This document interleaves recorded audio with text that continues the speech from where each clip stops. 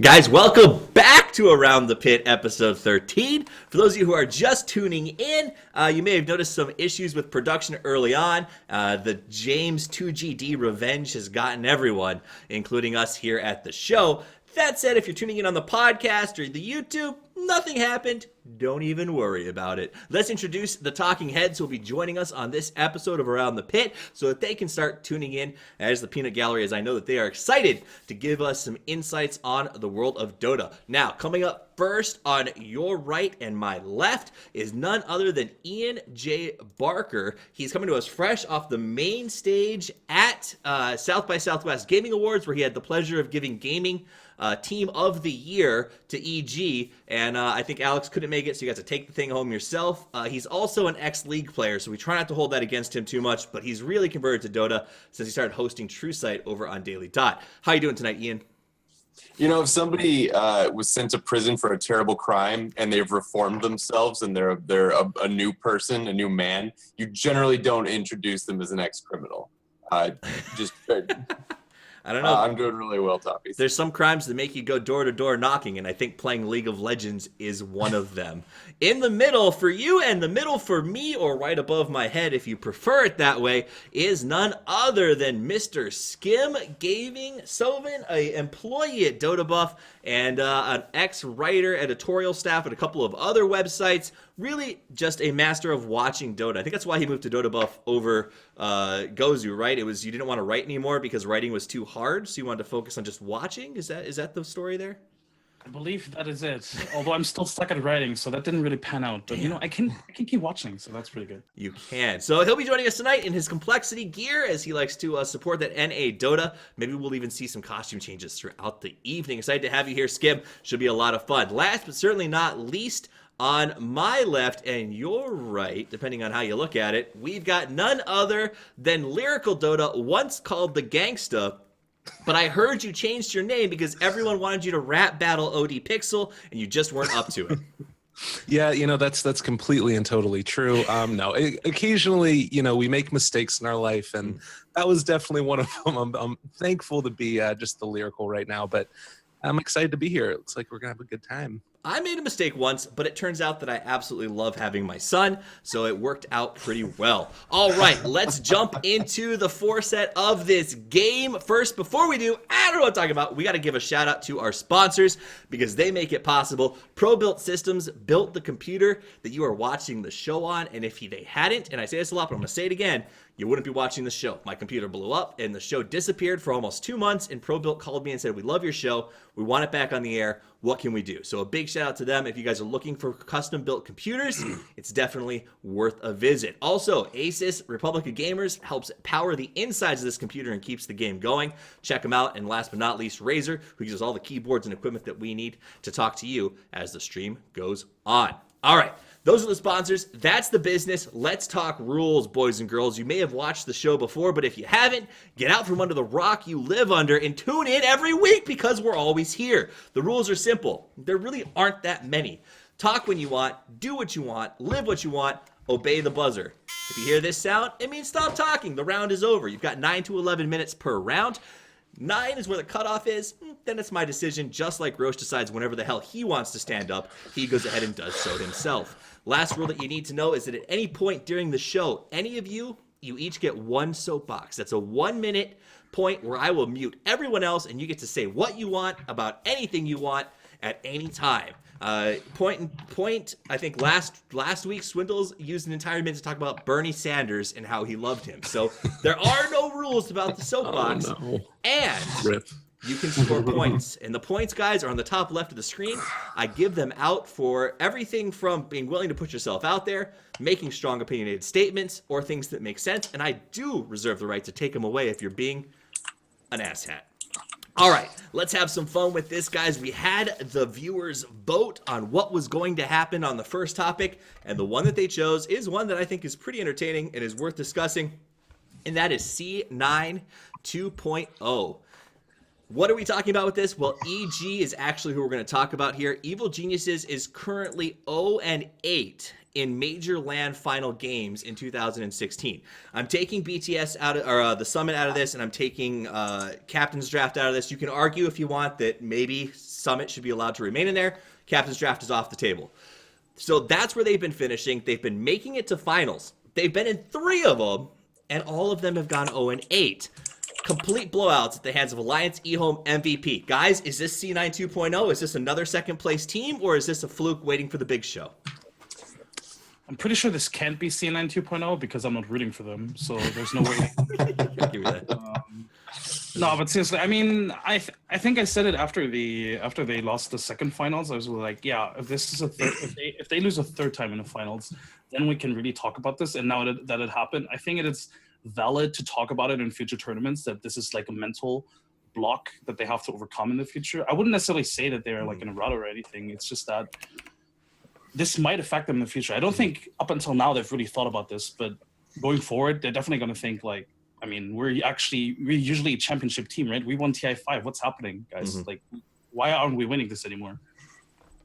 I would kind of agree with you that it's something that maybe deserves a little bit of, introspection slightly. It's a tough thing because so much of right now, Dota is like, it's up in the air in terms of the top teams. Like you can have one team that plays incredibly well one day and just completely and totally blows people out, and then the next day, because of a draft, because of small instances, little lapses within a game, they end up getting knocked out. I remember looking back through Sumail's one of the games that he had, and he was playing against a DP in the mid lane, and literally it was actually at the Shanghai Major, and I watched his keyboard movements, and he queued a creep and he accidentally left-clicked it instead, and because of that, he ended up dying to DP into the mid lane, and then that just lost them the whole rest of the game. And so, like, these little tiny mess-ups are the things that end up, like, changing around the dynamics. So, I don't know. I don't know what else you can do besides just try and make less errors, but they're still an amazing team. I mean, second place at all those events. They made it to the grand finals. I don't know. Is this a symptom of them in decline, or a symptom of the rest of the field rising to the challenge?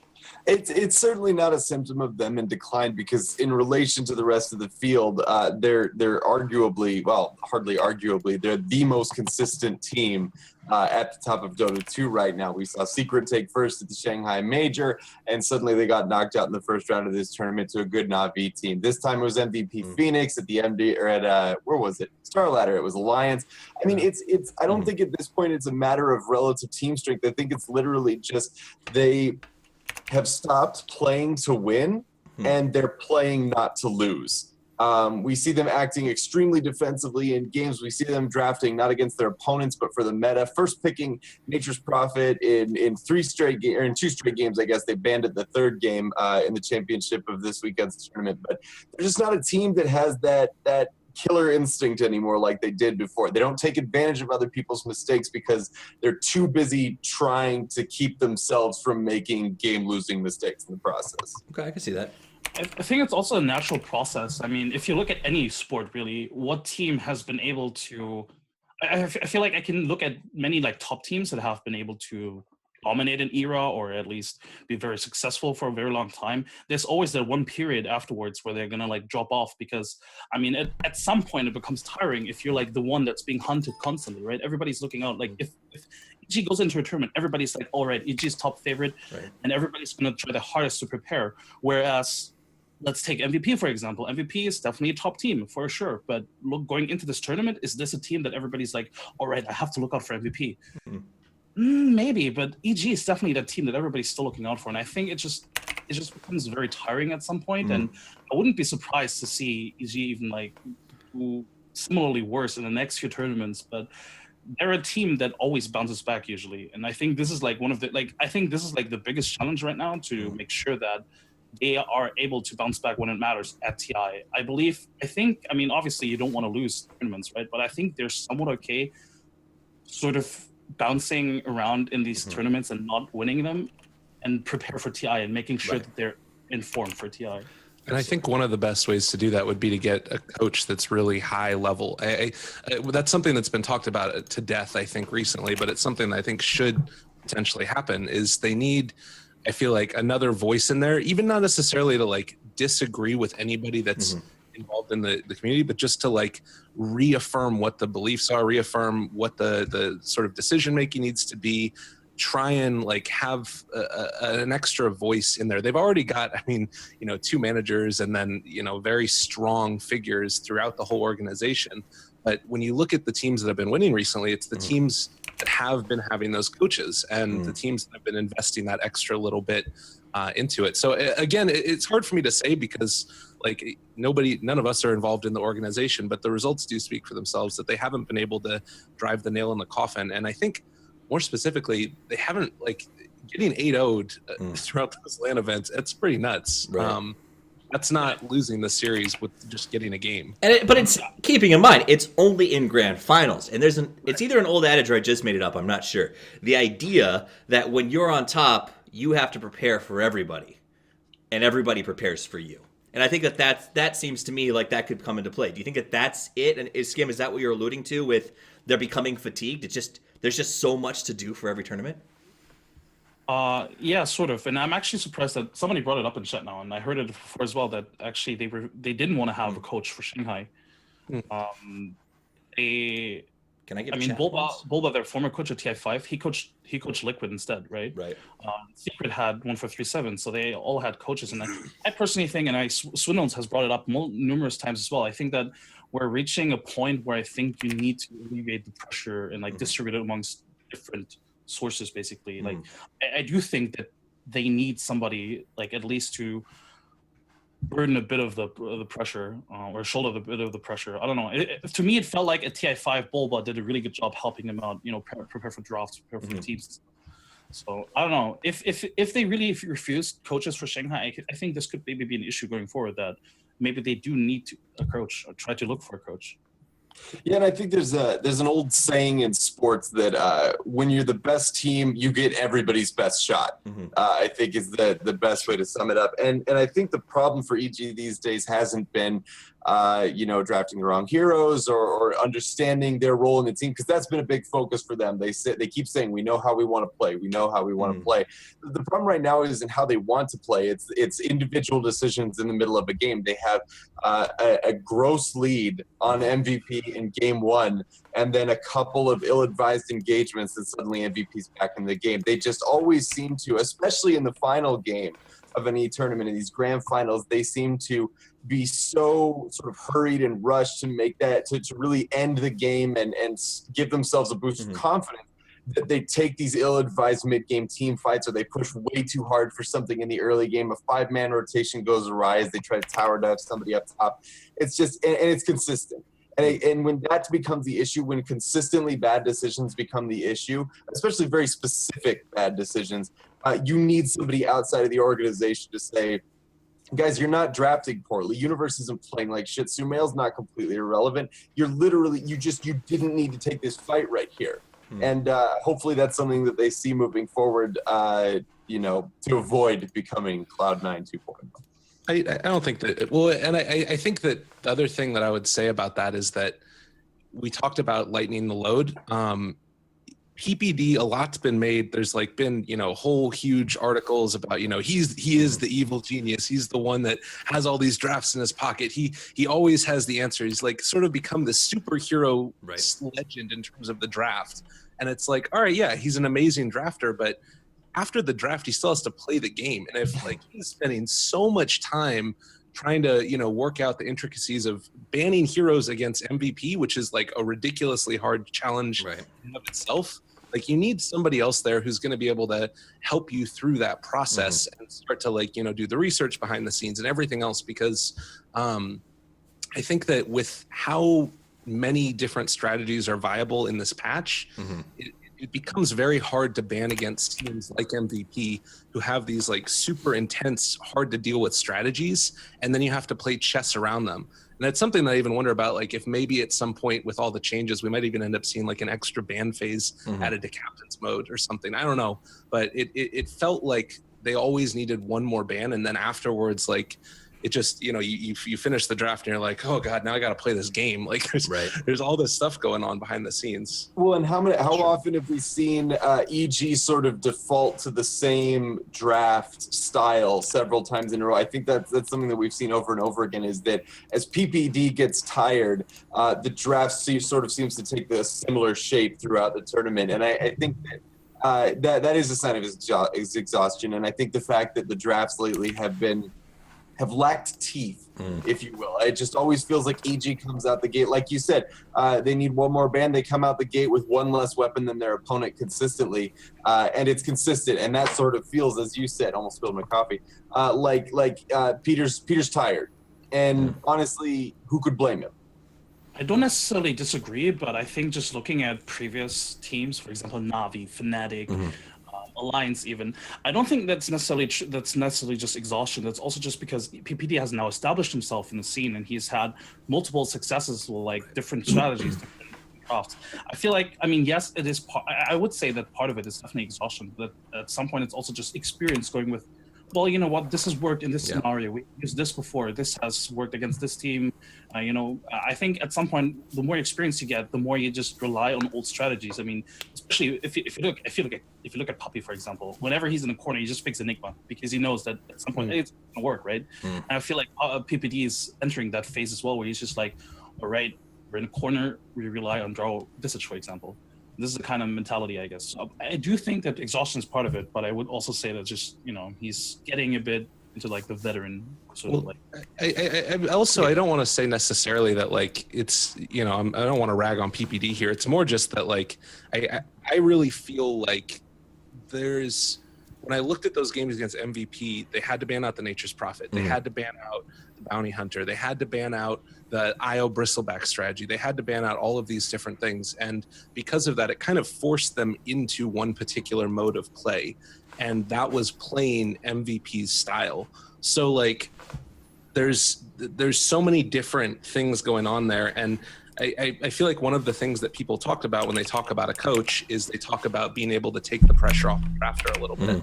And that's really the way that I see it there, is that it may be when other teams have those coaches, they are able to focus more on in-game play, or able to focus more on other stuff. Okay. Let me ask this before we wrap out. And Brax just brought up in chat, and I think it's a good point. Is there anything wrong with being C9 2.0? I mean, Cloud9 made a lot of money winning seconds. I mean, in the case of a team like Evil Geniuses, who's been as dedicated to the cause as they have been, as committed to a single lineup, and as successful in improving themselves, whether it takes 1 month or whether it takes 6 months, they're a team that always seems to get the last laugh, at least with this iteration. They did it at TI. They did it at the end of patch 6.86. Patch 6.85. It's a team that given a long enough runway, they'll make incredible things happen. And I think they should be happy with where they are, considering that they just completely revised a TI winning lineup and completely reinvented themselves for a new year. To get to, even if they're going 0 and whatever in finals, to be second place consistently for the entirety of 2016 so far, I can't imagine that they're upset with their position. It's just a matter of time. I'm not sure if they actually reinvented themselves that much. I mean, Fear fills the AUI 2000 role pretty well. I'll give you that.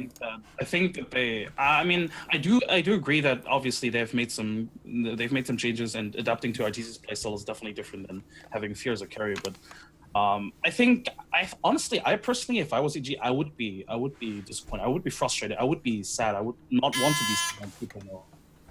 All right, that's about what we have for that topic. I like where you're going, and I think that, you can't not be sad if you don't win first, right? I mean, that's just the nature of competition, is you want to get the win. And I want to address something real quick. Chat was talking about where are there coaches? Is that the next step for Dota? What do we agree with? And we'll bring this up in a future show. I don't want to talk about it right now, but here's an idea for you to run with. Maybe we should allow coaches in the booth, but only during pauses. Maybe each team should get 2 pauses during the game, and that's when the coach can move in and chat with his team for 30 seconds. As a caster, I hate that.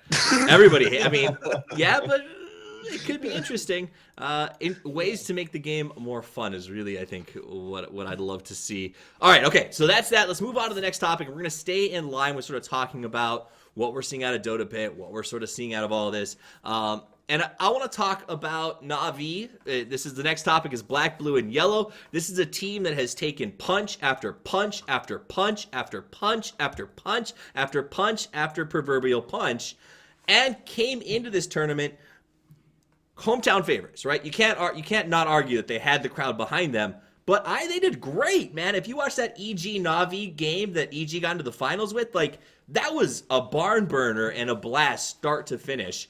What do you guys think? Is this a catalyst for them, or is this sort of a supernova, their big bang before maybe Na'Vi fades off into the distance? I mean, I think it's hard to discount the role of confidence in the Dota scene right now. With everybody able to beat everybody, if you feel like you can beat anybody, that goes a long way. Teams like OG may be struggling with their confidence right now. Secret, after this tournament, probably going to be a little bit nervous about their future prospects. Then, of course, we talked about EG. But I think the big difference, obviously, was Dendi. And the fact that Dendi is back to playing like a world-class mid laner. During the time that Na'Vi was flat, Dendi was quiet. He didn't. I don't know if he wasn't having as much fun with the game because there was turmoil, and he didn't have his bro puppy with him. But something about the way that Na'Vi played didn't enable Dendi, and something about the way they're playing now most certainly enables Dendi to play a part. And the odd thing is that where he used to play the role of Puck when he played Rubik back when he for some reason played Rubik in the mid lane. You know, he liked to play these high impact sort of tempo control heroes, and now he's playing the carry role. So is this a matter of him discovering his new place within the meta? It's hard to say, but for whatever reason, Dendi was the difference maker this week. Oh, 100%. For me, I think that the big thing that changed around with them is adding General to the lineup. Yeah. It allowed them to have him as the initiating hero, and then Dandy can just sort of like bounce around from place to place within a team fight, play the role of being able to outplay people on like an individual level and try and go throw out those flashy moves. And they have really clearly defined roles across the board. Like you've got Didier Ra there, who's going to be able to be that person that gets a decent chunk of farm while Dendi makes space in the mid game. And, still he's farming obviously and scaling well. The Invoker play that we saw was pretty freaking spectacular. It feels like they have these well-defined roles that allow Dendi to be creative by having other people initiate. You think about General and the heroes they played as like Faceless Void, Beastmaster, Tidehunter, all of these guys that just it's all about the initiation. And then outside of that, he doesn't have to be constrained into constantly, just farming. He can do other things as well. I think they found a good place for him. And I think rebuilding around him and Snekio is a good idea. Yeah. Okay. Two things here. I have to disagree with Ian because I don't think that Denny's necessarily taking on a carry role. I think his playstyle is actually pretty much what he always used to do. Mm-hmm. I mean, he's even playing the same heroes, so I don't know. Sure. Anyway, and the second thing is, I do agree that Dendi is definitely one of the shining stars right now, and he's done a really good job. I mean, those two Invoker performances were insane. I do think that the bigger story or the bigger reason here is actually art style. Art style has been out of his mind in these last this guy. I mean, yeah, sure, there's a clip with the Enchantress Rampage, but even outside of that, he does so much for his team, and he's actually doing a really good job at reading the game and also enabling Dendi. I think that's actually one of the bigger reasons why Dendi hasn't been really good these past 2 years or so, because there hasn't been anybody that was able to enable him. I think Dendi needs sort of babysitter, I guess, not necessarily in the lane and not necessarily all the time, but he needs a lineup and he needs a team. He needs a captain that makes sure that he feels comfortable in the game, outside of the game. He needs an enforcer. It sort of reminds me of hockey once upon a time when there were these fast little hockey players that were in and out, going for the shots, doing the crazy jukes, but they would just get smoked by the big guys. So there'd be an enforcer whose job was strictly to make sure that he stayed safe, make sure that he could be a slimy little eel and pull off really cool moves. And I felt like that watching the game. Did you guys get that sort of vibe that we finally had a shield for Dendi to be the Dendi of old? Exactly. Sure. And it to me it looks like that. Okay, so I talked to Danny before, and he said that there was a time, I think it was even TI5, and even before that, that he was just forced to take on more responsibilities in the game, not necessarily in the sense of a captain, but in the sense of making decision making, just taking on pressure, just keeping the team in check. And I feel like this is sort of like distracting him from the game, or has been distracting him from the game. But because Saniqua is also stepping up as sort of a captain, I mean, he's drafting for them. I assume that he's also making in-game calls. I think it has helped him a lot, because if Dendi doesn't have to worry about anything else but the game, I think he can be one of the best mid laners still. And I think he showed that he has still that spark inside of him. So I think this is something that Navi has to focus on in the future from now on. Like, just make sure that they whatever like team chemistry they had going in this event, they just needed, honestly, and everything else just comes naturally to them. I think that about sums it up for me, gentlemen, if you have a last thought you want to throw in there. But it sounds like we all sort of agree that Dendi had a chance to be the Dendi that we sort of came up watching years ago. And it was a lot of fun to see. Those Sunstrikes were effing mind-blowing. The only thing I would say is expectations potentially going forward. I think that there's a chance that they do make it through the qualifiers of Manila and get into the main event there. If you look at the field over in Europe and the way it works, it's still very hotly contested. But I think, with VP somewhat having a bit of a drop off, it's still going to be very hard for them to get through, but there's a chance at least. I think that's absolutely true. The road is difficult, but it does look traversable for the guys there. So we'll move on to the next topic, which is still kind of a part of this whole Dota pit stuff that's been going on. And that is, I guess, the one that we have to talk about. And that is obviously SEA Dota. Korean Barbecued is the topic. MVP wins. Is it the future or is it the fluke? Now, before we get to talk about it, I want to say, and somebody just pointed this out in chat as well, the caster on the Korean stream, I believe it was, or the SEA stream, started crying when they won. Like, this was a really big moment for SEA Dota. You can take this back to when North American Dota was sort of a big joke in the scene, and we sort of got to see the emergence of evil geniuses and teams win. Back when it was? What? Sorry. Well, I see what you're saying. Nicely done. That said, though, this is a big win for them. It's absolutely massive. They took down some of the best teams. Is this the future? Has Korea finally come to play, or do you just think it's sort of the C-Deck effect that we saw in TI, where they just caught everyone off guard? I mean, in contrast to C-Deck, they've been progressing over so much. Actually, it was so much time for 2 years, I think. I mean, they've been around. I mean, obviously different variations of the roster. They've been around, but always they qualified for an event, but they just at last, right? They just kept going. So I think this is just the start of it. I mean, I'm not gonna say they're gonna win the TI in the next 18 months, but I do think that this is just hard work paying off. I think this is very similar to Complexity, even that they're just a team that has been very focused, that has been investing a lot of hours. I mean, I'm not sure if you caught it, but Fabi told this story, right? About how he was homeless basically for a year. And he just made it work anyhow because he wanted to grind it out, and they did it. I mean, these 5 players, they're pubbing in China. That's how dedicated they are. No sane person would ever on 100 ping pub in China. They did it to become better. And actually, I think 3 of the players are topping the leaderboards in China. That's how dedicated and good they are. So this is just the beginning, guys. All right.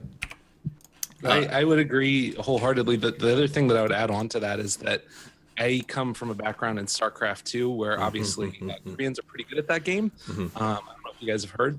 And every single time I would go to one of these events, there would be this sort of dynamic of Koreans versus the world. And I felt like that was because of the amount of hard work that was put in and, the hours of dedication and stuff. And the thing that I wonder is, who's next? Are we going to see another MVP comes up? And that's really the thing that I'm kind of curious about is, are there other people right now? Who's the next current homeless Dota 2 player out there? How can we find them and put a roof over their head to get them to be better at Dota? That's what I'm looking for. I don't know. Okay. I'm gonna shed a little bit of a pall on the conversation and say that this win will not invigorate Korean Dota 2. Will it maybe That's get some Korean players interested in trying the game? Maybe, yeah. Will it spark a revolution within the Korean esports infrastructure? Absolutely not. That said, what MVP is doing, I think, cannot be ignored, because the way that they're winning is not just on the back of drafts or solid team play or mechanical prowess. It's everything. Today was a comprehensive victory, and especially it was a victory for team play, because how many times did we see an MVP player escape with like 10 HP in the middle of a chaotic team fight, and then come back in and do something meaningful, and then escape with 10 HP? That's not a fluke. That's not a failure to execute by evil geniuses. That is just polished execution by MVP finally bearing fruit. And so, do they have a shot at winning more tournaments this year? If they continue playing like this, absolutely.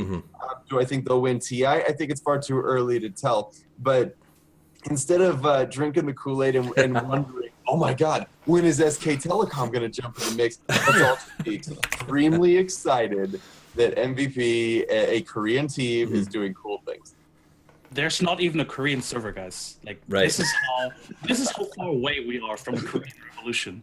I mean, I did tweet out like, oh guys, in 5 years, this is gonna like the day we look back where the Koreans took over and stuff. But honestly, I don't foresee this either. I mean, this is cool and all, but I think Vikramon tweeted it out even. I mean, we shouldn't necessarily attribute this victory to like Korea or like the Korean scene or whatever. It's just that MVP as a team has done outstanding work. Absolutely. Something that you don't see that often. Like, this is a team that has put on hours and like years into this, and this is something that I don't know. It's just we'll very unlikely see this anytime soon again. Like, from a team being so consistent, like so consistently improving over the few years, right? Absolutely. So It's not their race. It's the hard work that they put in. It's the amount of time that they put in, and you can see that in other places as well. It's just like, and I think that that's something that, you know, there you go, complexity. Yeah.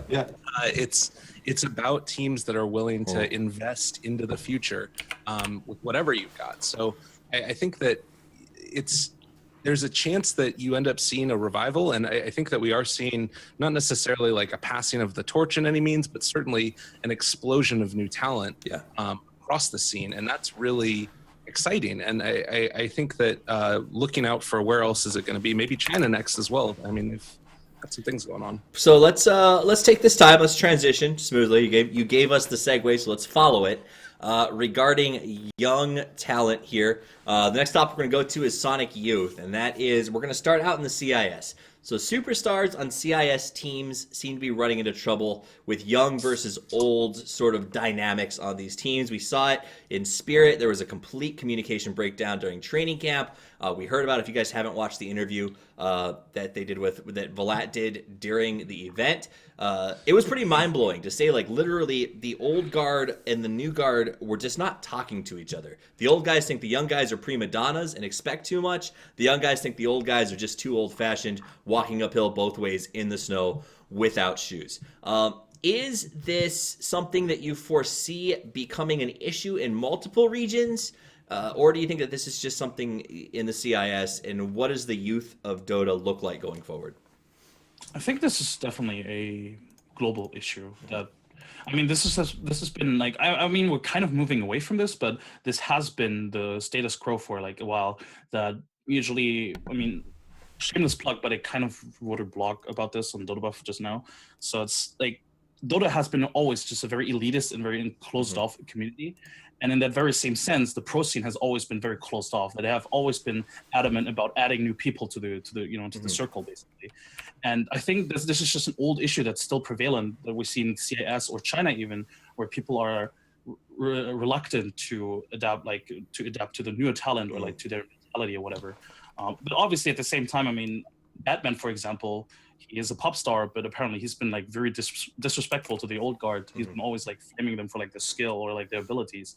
So this is obviously coming from both sides. There's just always a kind of disrespect going between pop stars and pros. But I think we're moving away from that. I mean, there's obviously good examples as well. I mean, Miracle and Weeha, two players that have been grinding the MMR, but still, I mean, they've put in the work also to like prepare themselves mentally for teamwork and for the pro scene. So I think that's just an old sort of issue that we're slowly moving away from. But yeah, obviously we're still seeing it. I think one thing to keep in mind is that dispute, it was between Goldblack and Ramses. Right. Ramses is 16, Goldblack is 27. There are some issues there with just sort of age and general maturity, which end up sorting themselves out. But we're in an industry where top talent is sometimes, I think back to StarCraft 2 again, Life, he was 14 when he won his first major event. You think about some of these other guys that are coming up, they're 16. Sumail had some growing pains going through it. And, obviously nothing was publicized as to what the issue was. But I think that it's not just necessarily within Dota 2 either, but probably like esports in general. It's how do you build an organization that best allows a person to grow, not just a player, but a person to be able to work out those types of internal issues. And I think that if it's in small teams that, for instance, it was Team Spirit, they just got their Twitter, they just got their organization started up. Of course, there's going to be problems. So for me, at least, it's about solving it on a person-to-person and a player-to-player initiative. And having team synergy is more important now than ever in terms of these games. So it's something that I think people need to start thinking about more. And I would hesitate to call it an issue. Is disrespect within our organization an issue? Absolutely. But the one thing that I think we have seen that's positive about this new injection of young talent, because if you know anything about kids these days, they think they know everything. They absolutely think they know everything. And so that is problematic. But what this new talent does, I think that we haven't seen, at least in CIS, for a long time, because CIS was arguably on the decline after the fall of Navi, is a shaking up of old mentalities. And CIS was, I always like to make jokes about CIS as being the region where you still pick pub heroes because you think that pro games are just glorified pubs and that one hero can carry everything. We saw those drafts several times, especially early last year. And now, especially, one of the things that we saw Team Spirit rise to prominence with was the five-man Dota look, which is something that was not super common with CIS teams. It was more common to European teams. So if anything else, this new talent obviously needs to learn to respect their elders, needs to learn to work within a system, needs to learn to get over their personal hangups and their hubris and work together for the better of the team, obviously. But on the positive side of things, they are shaking up the way that people in their respective regions are thinking about the game. So let me ask you this. Do you think that this is a symptom of, when I interview or you speak with players that are in their mid-20s and above, they talk about when they started esports and it was sort of like sleeping over on the floor at a local college or sort of grinding it out. And you've even heard interviews where they say, well, we used to play for a pack of beer. I think that was a fairly common, this is what esports is. We do it because we love it. We suffer. We sleep in our cars. We just go to tournaments. This is how we grind. To the new generation, which, I mean, if you're a 14 or 15-year-old phenom in the pub scene, you get a shot to go pro. You get a shot to go to these major events where everything's taken care of. Is that do you think that's an impetus for this breakage, or do you think it's strictly just a little cultural, pay your dues, kids, and suck it up? I think it's a combination of two things. One, I think it is a bit of kids who know they're good, not understanding that in the real world, you have to pay your dues. You have to earn respect. It's not just automatically given because you're good at something. You have to show that you can communicate, that you can work together, and that you're committed to the common goal of the team. But I think another part of it is just older players being a bit threatened. I think when new ideas come in, the people who think they understand the game and do understand the game to a large part, become threatened by that fact. And so there's probably a little bit of, I would give it 60-40. 60 is young players learning to work in a structured environment after moving out of the pubs. 40% old guys going, I used to be number one at this game, and this kid has reflexes that are like twice as fast as mine now, and I'm starting to show my age a little bit.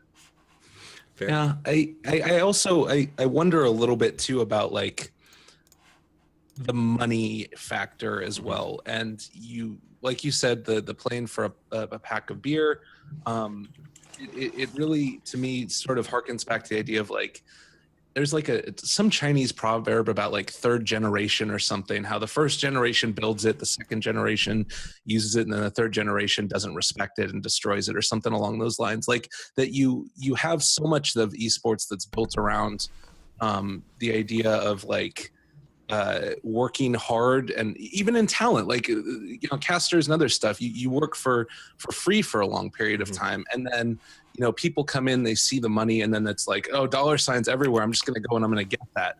Like that's not really realistic all the time, but for a pub star it could be, and they could think that it's going to be, and they don't realize what else needs to go into their game. They just see their own individual play and say, I dominate people all the time when I'm playing. I beat these pros when I'm playing on the leaderboards.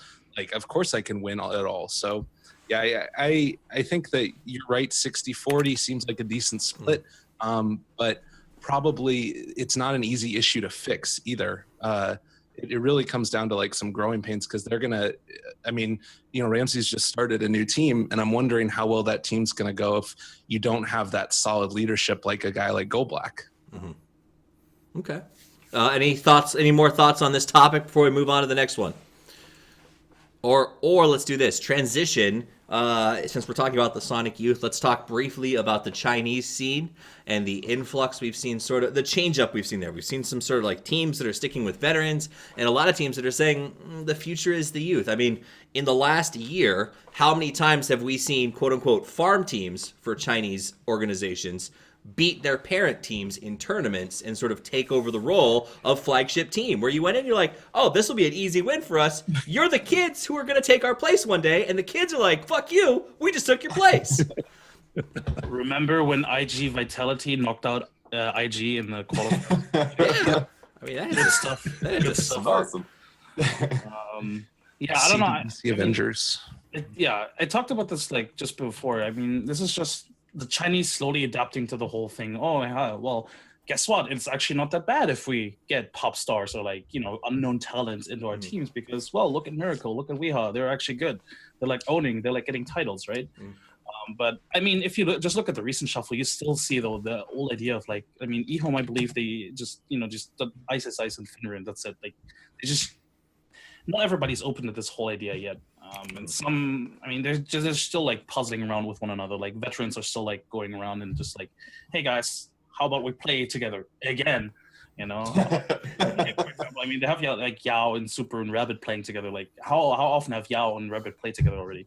So I don't know. But yeah, this is like hopefully a trend that will catch on. I mean, I'm not saying that to be successful you need new player, like new talent or something. I'm not saying that. I mean, a team of old veterans can definitely still win a tournament, but it's just that I mean, the trend is definitely there. Like in the West, people are more open to a wider player pool, not just the guys that have already been around.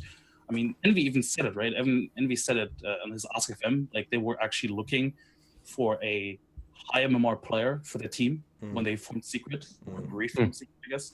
And then he even like followed up with a tweet like now, who's just saying, yeah, hey guys, like if you think that hero spammers are irrelevant, you're delusional, or like, so this is definitely something that I hope that people look out for in the future, like leaderboards and stuff. That, I mean, if somebody has the time and dedication and the skill to get 9K, right, regardless if it just spams Spectre, that still means that he build enough to be on a pro level. It's just a matter of, can he put in the work and also the mentality to work with a team? Well, and how many times have we seen a region stagnate because they did what China was doing for a while, where they just recycle the same, shuffle the deck, deal a new hand of 5 cards, and say, is this one any different? Well, no, probably not. It happened in North America. It's happened in China for a little bit now. So I think it's so incredibly healthy, not just for the game, but for the sake of parity within the scene, that some Chinese sides are recognizing, I guess Burning just played pubs at one time too, so this talent has to come from somewhere. Right. So let's try out some promising prospects and see what happens. I one thing that really harkens back to for me is the incentives of the organizations, because a lot of these teams have streaming contracts built into them in terms of the players coming in. Right. And it's not necessarily, I mean, Twitch, it's very obvious. It's not about who plays the best necessarily that is going to get watched. It's about who's most engaging, who has the, like, I stream and I get not a huge amount of viewers, but I get people that watch me. And then below me are people with like 6K. And I'm like, how is this happening? People don't necessarily want to see good gameplay. And I'm flaming myself here. That's fine. Like, people want to see storylines. People want to see like the personalities that they know. And so there's different incentives. It's not always the most important for these teams to put out a winning product. It's sometimes more important for them to put out together a team that has storylines built into it, that people are going to want to, you know, watch their games. And I think that's why they ended up doing the lower bracket teams, because they wanted to still develop talent, but be able to keep the same amount of like streaming revenue and other things like that. I agree with that, and I think that it sounds like what we're all sort of alluding to is the idea that this finding the right mix between upcoming talent and old guard talent seems to be a great way to sort of move to the top. I mean, I think we saw EG do that when they picked up Samael, but you have to have the right attitudes to make it work. Also, I do want to real quickly address something that I think, I don't know, soapbox, fuck it, I'm going to do it anyway. Let's address once and for all, let's dispel this myth that everybody says it's really hard to become a pro in Dota because the ratios are totally skewed versus traditional sports. There's millions of people trying to be pro Dota players, and that doesn't happen in basketball or soccer or any of that stuff. And I want to say a couple of things. I think that that's ridiculous. All right, if you think that every unique account signing into Dota wants to be a pro player, like to the point where they're training for it, you're as high as a kite. Okay, at the end of the day, it's like everybody who's in high school, everyone ever born says, hell yeah, I'd like to be an NFL player, and they play some football, but then they don't do it because they don't have the time and the effort to put in 3 hours a day at a gym. They don't do 2 a days at practice. If you go down to the ratio of players in Dota who are actively playing anywhere from 8 to 13 hours a day and training constantly to go pro, those ratios drop off to where I would expect traditional sports to sit at in terms of collegiate athletes trying to go pro. And remember, only 5% of athletes who play in college at the NCAA level ever make it to the pros. So to say the ratios are skewed in Dota, I think is absolutely outrageous. If you want to run statistics to prove me wrong, tweet them at me, at Toffees TV. I love a good fight. Bring it the fuck on. Let's move on to the next topic, all right? This one is off of moving past Dota Pit. This is the dream. And this pertains to Dream League. Dream League is announcing their new season. It's starting up, I believe, next week. Everyone is flying to Sweden to put it on. An interesting mechanic that I have not seen a tournament do before, I think it has, MDL did it actually now that I think about it, is that Dream League is paying a $1,000 per game bounty for winning. Do you think that that is the right choice in the future of Dota, or do you think that it's something that they needed to do because the teams playing in Dream League are desperate for cash? Go. Okay, so I've been shitting on Dream League. Sorry, guys, that I'm taking this, but I've been shitting on Dream League for, I think, the past 4 seasons. Actually, 5, because I also had like a kickoff season. So, okay, the kickoff season was actually pretty good. I will give them that. So just the last 4 seasons. So I think the formats that they keep coming up with, like on paper, they seem cool and stuff, but honestly, they're just bad and uninteresting. I mean, it's just like the league format, like round robin. Who cares? Literally, who cares? The teams definitely don't, and that's why I think they definitely keep up coming with these incentives, right? Oh, you can boot camp at our place. Oh, you know what? We can play in our studio for like 2 weeks and like, you know, boot camp for like TI or whatever. Like, this is the kind of stuff that, I mean, I guess it's good. I mean, they need to pay for that studio, that expensive studio in Stockholm. But I don't know. I mean, I still probably won't watch all of it, just because, I mean, again, round robin league system is incredibly boring these days, especially since nothing is on the, I mean, yeah, €1,000 are on the line, but still, it's like, in the grand scheme of things, you know, the placement doesn't matter, honestly, because I'm pretty sure every team advances to playoffs, or at least the top 6 or something. Right. So, like 6. This is, by the way, something that has enraged me for like the past seasons. How do you make a league system with 8 teams in the top 6 advance? Like, what? Like, half of the games don't even matter anymore at some point. I mean, yeah, sure, the first two seeds go into like the whatever bracket, but after that, it really doesn't matter. So I don't know. Their systems and formats have been really questionable, in my opinion. I completely disagree. I really like the system. I really like the incentives. I'm sorry, Skim. You can scalp me whenever. Yeah, it's cool. It's cool. But I really like this a lot. To me, it's a different type of Dota. It's not a big LAN event. It's not something else that is just like I mean, for me at least, it's something new and different. And because of that, there's the chance for storylines to build. Sure, it doesn't matter for the placing at the LAN, but €1,000 to each of these squads, I think, does make a difference. It's not like they're not going to try in the games. And I think that you've got teams here that, for me at least, it's like it's games that, all right, you don't have anything that you're doing, let's watch some Dota. Let's watch a couple of games here and there on Twitch. And it feels like you're going to get good quality content. The only question I would have is, do they have, like, is it going to be worth it for them investment wise? And I'm not sure if it will, but I think that providing a new type of format for Dota is interesting, and it's better than just like a weekend away LAN event that had like little qualifiers along the time. Absolutely. Yeah, I guess I like that perspective. I mean, it's at the end of the day, so many Dota tournaments these days are just here's your tournament in a box. Just add water and slap a new label on it. Just like you said, Skim. It's round robin into a bracket. Never seen this before.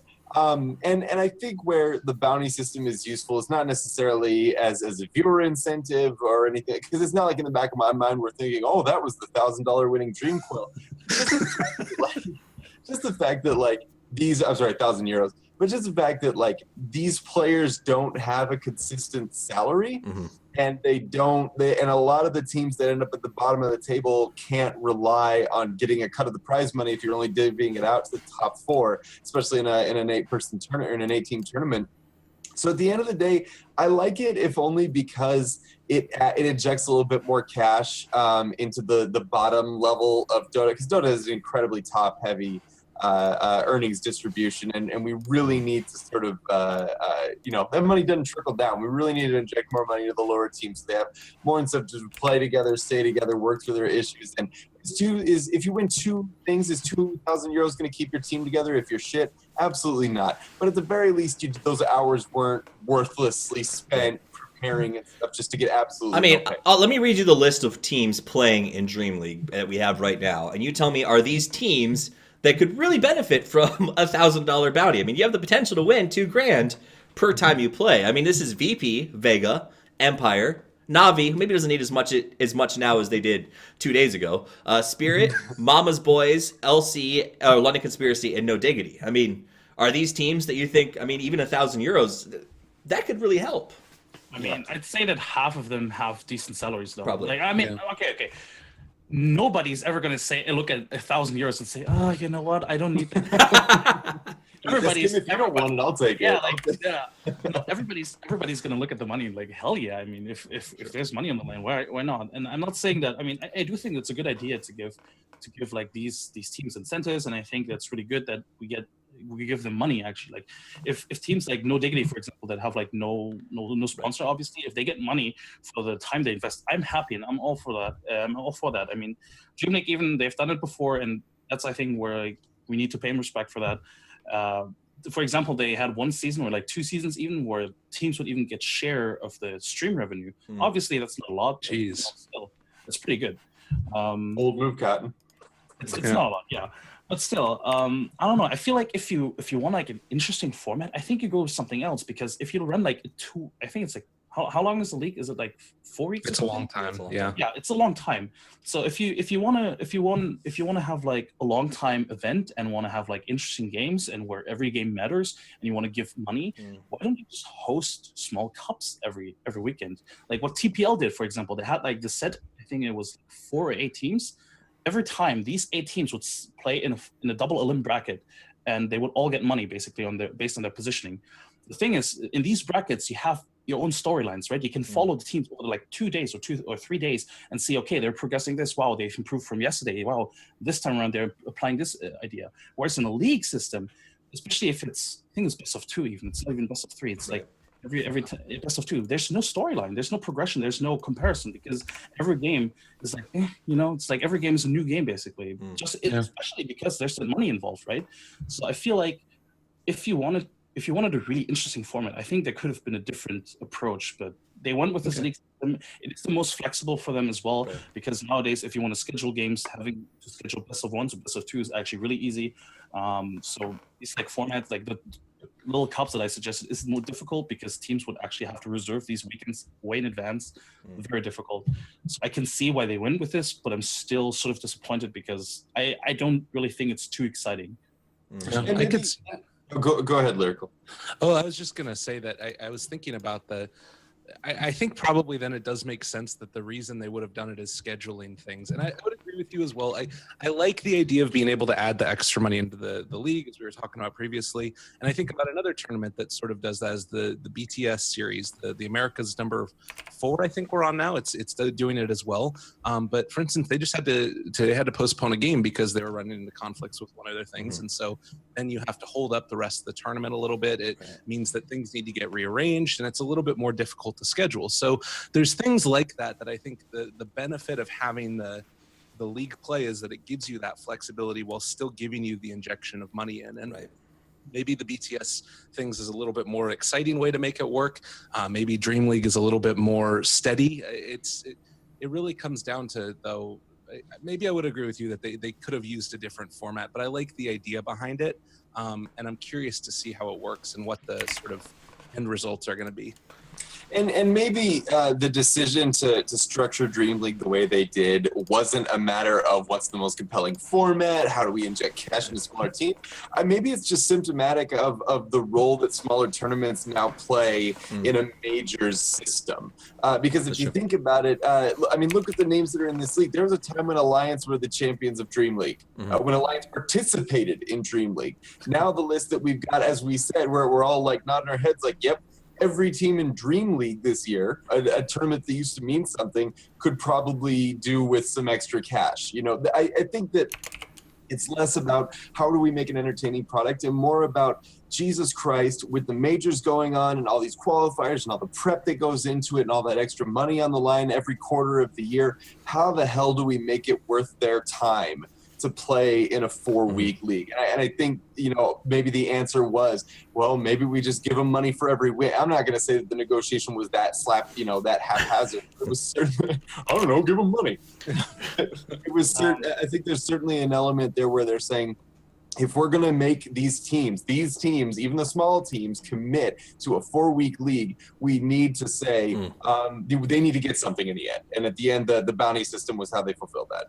So this is a little bit outside of the topic, I guess, but I mean, we have, like, if you look at where DreamHack or like Dream League started, it was like the tournament, right? I mean, DreamHack itself has been like always like a highlight of the year. Dream League with summer, Dream League winter was like amazing, had the most amazing LAN events, I think. And then kickoff season and even the first season, they had like really good concept. Actually, they had the top teams. I remember EG, VP, that these big organizations involved. They're like, all right, you know, based on your performance in this season, you get invited right to the next season. And it was in theory a good format, but now with the market being so saturated and like just, oh, well, guess what? ESL just has like a 250,000 event for like 2 days. Why should we go to this 4 months event that plays online and then eventually online in fucking Jönköping that's like in the middle of nowhere? Really, it's difficult.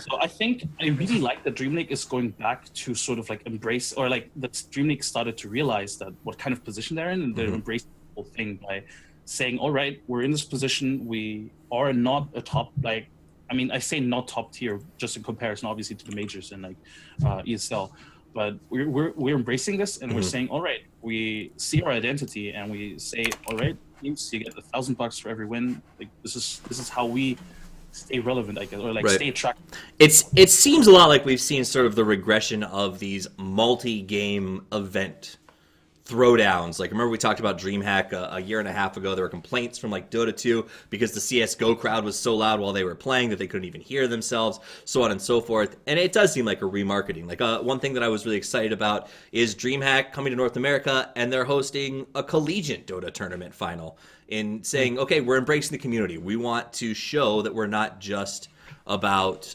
the big stuff were about the community in general. So maybe you're right. Maybe that's where they're moving. And maybe Dream League is the first of responsible sourcing, right? They are the responsibly sourced coffee of Dota, saying we're taking care of the teams who play, whether or not they win the whole thing. Who knows? We got time for one more topic. I want to get into it because I think this is an interesting thing.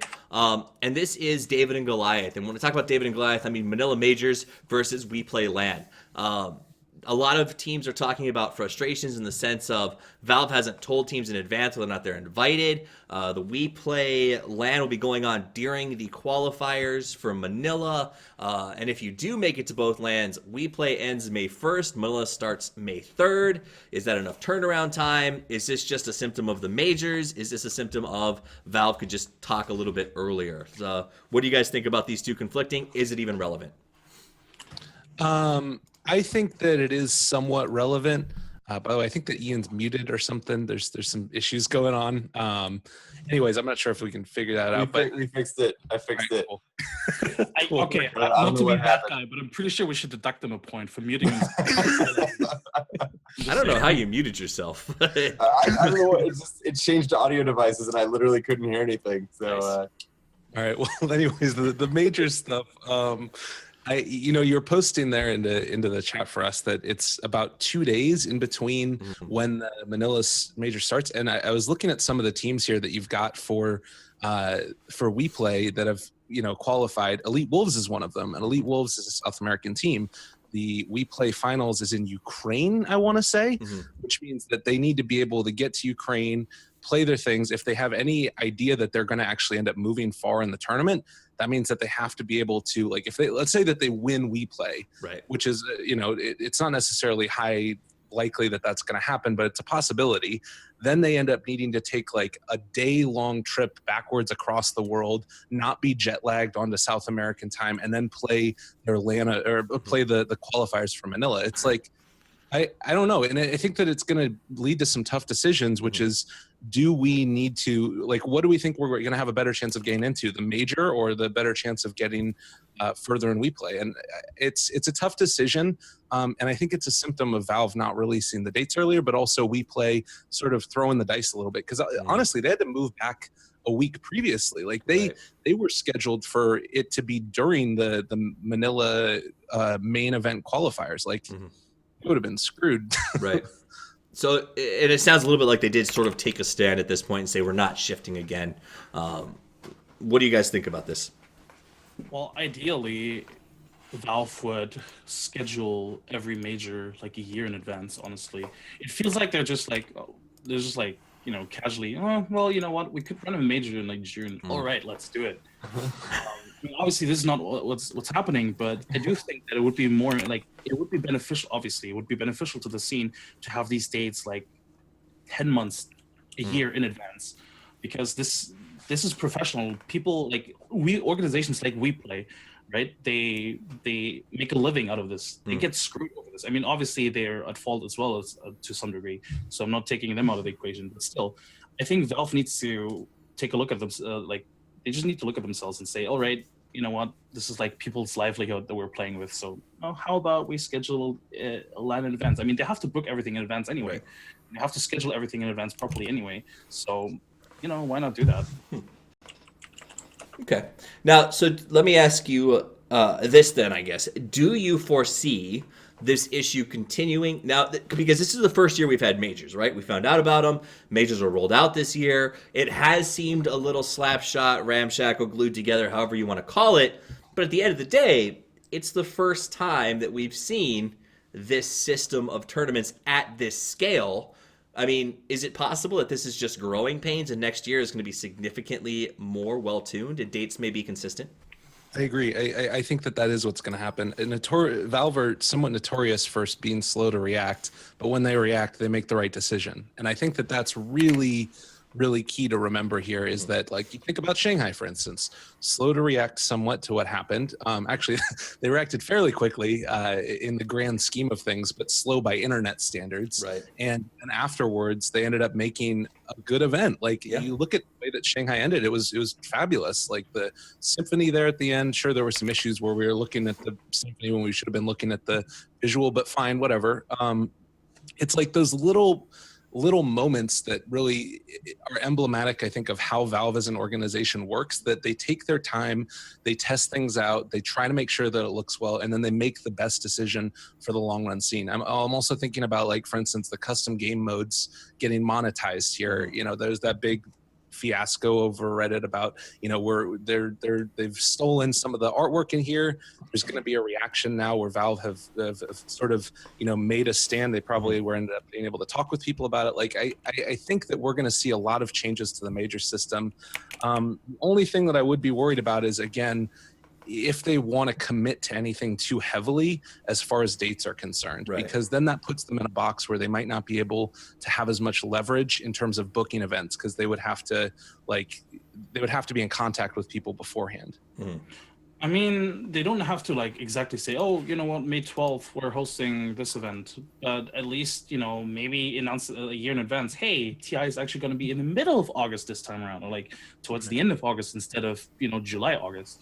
I think this kind of information, I think, just needs to be out there more quickly. And looking at CSGO actually makes me think that, in CSGO, it's actually worse, honestly. Like in CSGO, they're not even communicating remotely with their scene. Like they had like a half a year between two majors, and then after that major was over, oh, guess what? 2 months, in 2 months, there's another major.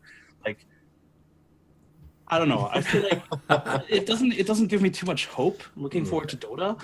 But as Lyrical said, I do think that they've been improving a lot. Like even if it's slowly. I mean, I remember when they didn't like. There was a time when they didn't even announce, you know, when they even like, I think it was for the qualifiers or something, but now they even send out emails to everybody that has like a ticket in game, like, hey guys, you know what, we're actually going to have like qualifiers for TI in those 2 weeks. So, you know what, maybe you don't want to have games then. So they definitely improve, but it is so slow. Yeah, and I think part of the reason that Valve's changes seem so slow is because they're very old-fashioned in that it's like Lyrical said, they're really slow to act, but when they do, they make the right decision.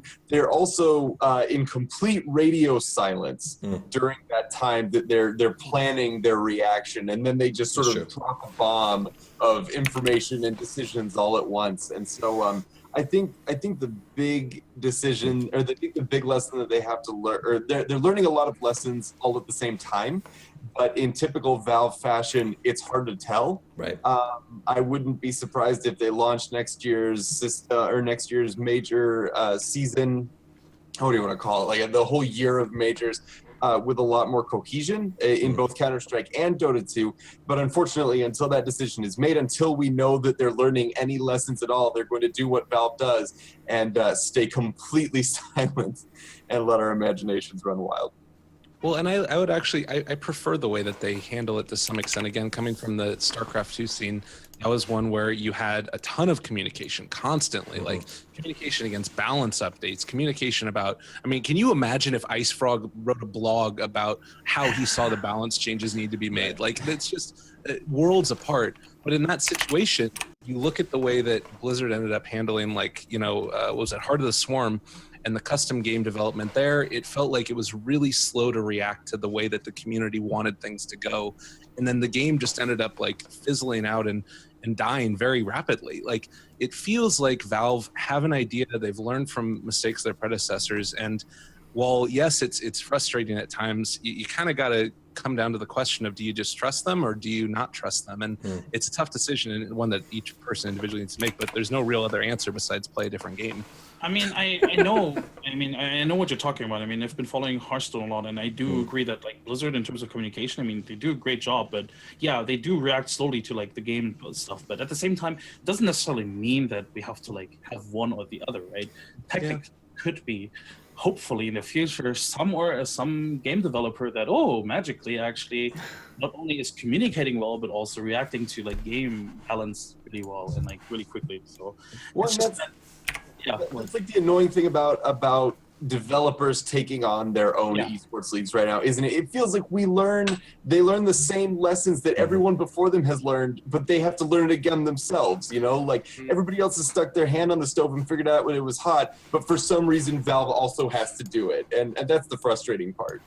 Yeah, I can see that. I mean, it does seem like growing pains, though. I mean, at the same time, we talk about developers developers failing to prepare for this, but we see tournament organizers not prepared to deal with the difficulty of higher level tournaments. We see DDoS attacks at Dota Pit. We see a breakage in fan view, looking at coverage saying it's too professional versus it's not fun enough. And there's this growing pain that seems to be across the industry right now, and maybe developers are just a symptom of that as well. They're also dealing with this. Guys, we just made a fucking game that we like playing, and now we got to figure out how to manage millions of dollars worth of tournaments. Like, I guess that there is that potential as well. That said, though, go ahead. I want to hear what you guys say. Oh, I actually was going to give you a nice little transition. I feel like part of the problem is that developers are forced to learn how much is too much community input. Because with a lot of tournament decisions, a lot of feedback on how things should be run, developers seem to like to go to the fans because that's who they're creating the game for. That's Reddit. Not everybody on Reddit has the best idea of how to run a tournament. So I think part of the problem is that they get a lot of input and they're slow to figure out what to do with that input and how to sift like the meaningful input from the sort of static and the noise. And that's one of the biggest challenges, I think, of any business or anybody, including like casters. I'm sure, Lyrical, you've experienced one of the hardest parts of growing is separating the dross from the valuable feedback and figuring out how to respond to it. So that is a difficulty of a growing industry. That said, that's about all the time that we have for the show. We've burned through the hour that I put to the side for Around the Pit. So let's go to the scoreboards to see who gets to have the big final word tonight. It looks like our big loser is going to be IanBarker as he joined us for the first time. Typical rookie performance. Can we still do soapboxes? Yeah, if you want to call soapbox until I declare a winner, you're allowed to declare soapbox. So that just means interrupting me and saying soapbox. Is that what you want to do? I want to call in soapbox to get the title. All right. Fair enough. That's cool. All right, so we got 1 minute on the clock. Skim hoping to lock up the win with a 1 minute soapbox. The minute is on the clock, and you can start whenever you want. MVP fucking Phoenix. I hope they showed the world now that MVP and complexity, like both teams. I hope they showed everybody now that hard work gets you places. Like eventually it will pay off. And I think especially in esports, this is something that you usually see in all kinds of places, actually, be it content creation, be it whatever. Like people come in and think that just because they're talented means that they're going to get places. Yeah, obviously. I mean, we see the Sumails, we see the whatever. I'm not saying that Sumail hasn't put in the work, right? But I just think that I hope this is going to sound super cheesy, but I hope that MVP has become like some sort of like, I guess, maybe even like a symbol for, hey guys, hard work, it will pay off. You can get places. Like if you just focus, if you're determined, you're going to get there. And I don't know, it was just really inspirational to see them there. And when Febby was talking, it was actually really emotional as well, right? So I don't know, just wanted to give them a huge shout out because I like them a lot. All right. Well, that is. Please don't give me any points for that. That was so cheesy. So that is your soapbox. I gave you 2 points because you had 2 points in there. I thought about taking one away because you just repeated the same 20-second soundbite over and over. It was like a Marco Rubio speech during your soapbox. So we're gonna go back to the scores though, and Skim did take the lead. So if anybody wants to call in their soapbox, give him a soapbox. Yeah, you're totally welcome to. All right, 1 minute on the clock, Lyrical. It's your chance to score 2 points. Well, I just want to say that all the people in the world, you're so beautiful, and it's world peace, and it's just this great thing where we can all come together here and be better people as a whole. And I think that just Toffees, you're just the greatest host that I've ever seen in my life. Your smile right now, it radiates exuberant, wonderful things, and I'd like to thank my guests in the Academy. You guys are just the best. Thank you so much for everything. All right, so you started your soapbox at 41 and you ended at 39. which I think makes perfect I would have sense. given him 10 for that. That was gold. Well, I can't reward him for giving me a verbal blowjob because at the end of the day, everyone's giving me a hard time for That's that. what I Skim appreciate did. the verbal What are you fellatio, though. It was quite nice. I didn't give him a verbal blowjob. I gave MVP a verbal You gave it blowjob. to the world. That's true. All right, so let's go over the points, guys. IanBarker, still rookie performance, but you know what? Not too shabby. He has 27 points to his name. Lyrical Dota, who came in with the Meta World Peace monologue, finishes at 39. You could have been a contender. You could have been a contender. The winner tonight is going to be Skim Gaming, who pandered a little bit, but came with enough points, largely about MVP players crying, which I found moving. Comes in at 42 and takes the big win tonight. That said, Skim, you get a minute because of that to literally talk about anything you damn well please. Prepare yourself and start when you're ready. Bravo. All right. Well, I don't know why I expected any more. That's Skim and his final thoughts for the evening on tonight's Around the Pit. Now, before we log out, I do want to give a chance for everybody to sort of give shout-outs or say what their piece is. We'll start with Ian. Ian, where can folks find you? What are you working on? What shout-outs do you have? I shout outs to Dot Esports. You can find me on Twitter at IanJBark3R. It's super clever. I turned the E into a 3. Also hosting True Sight every Wednesday at 6 p.m. Central. Please tune in. We have wonderful guests and handsome hosts and even better Dota discussion. So that's me. Skim, where can we find you? What are your shout-outs? First of all, that was a verbal blowjob if I've ever seen one. Wow. You can find me on Twitter at Skim Gaming or on Dota Buff. I've read beautiful articles there. Shoutouts to... I don't know, actually. Shout out to nobody, honestly. All right. Well, you know. Shout out to MVP. Actually, I gave MVP already. Shout out. Whatever. You've given MVP so many shout-outs that they need earplugs because I don't think they're sleeping tonight. I played a game of Dota before, and I got carried by techies with a rampage, so shout out to that. Wow, that's much better than the game I played before this, where Nature's Prophet followed me around, sprouting me the entire time. Lyrical, where can we find you, and what do you got? At Lyrical Dota for the Twitter. For Twitch, you can do twitch.tv/lyricalgangster. Haven't been able to change that. I need to talk to the Twitter people, but switch the E with a 3. It's a pretty good move there, Ian. I've seen it many times myself. I'm going to be casting tonight, actually. I think I'm doing some more China stuff for ESL 1 Manila qualifiers. We just finished up the Filipino qualifiers just the other day with the grand finals, but doing that and then just generally streaming on my own channel as well. But yeah, just follow me on Twitter. I cast everywhere. It's cool. All right, he's like a regular Hogwarts student over here, doing casts constantly. All right, guys, my name is Toffees. You can find me at Toffees TV. We're brought to you by guys at Pro Built Systems, Razer, and Asus Republic of Gamers. A big shout out to our sponsors for making the show possible. And I will address this. It's been asked to me a lot recently is where did Coffee with Toffees go? Why don't you do interviews anymore? And I will address that by simply saying it still exists. It's just in a new evolution as far as I'm concerned. Ian, the guy sitting here, is actually the host for a show called True Sight on the Daily Dot. I'm the producer for the show and help write interviews, work with Ian to make sure that we get good guests. And I think it's really great. We have a studio in Austin, technical producers, all kinds of stuff. I've never worked with this many people on a team producing content. So really, I've been putting all of my Coffee with Toffees resources into making sure that that show grows relatively rapidly. So check it out. We're on every Wednesday night at 7 p.m. Eastern, 6 p.m. if you're in the Pacific Standard Time Zone, which my Texas studio is. But it's been a lot of fun, so definitely worth checking out. I think we've got God stopping by this week. Zai was there last week. We had Loda 2 weeks before that. So we're getting a lot of big people coming through, and it's a lot of fun to watch. So that's my real plug for the other show that we're working on. Come back next week. I think Nahaz already messaged me and says he wants to be on.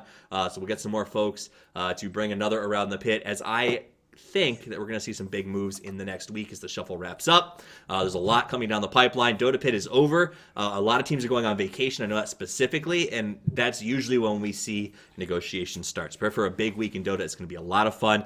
Guys, that's it for us tonight. Play more Dota, and as always, Toffees out.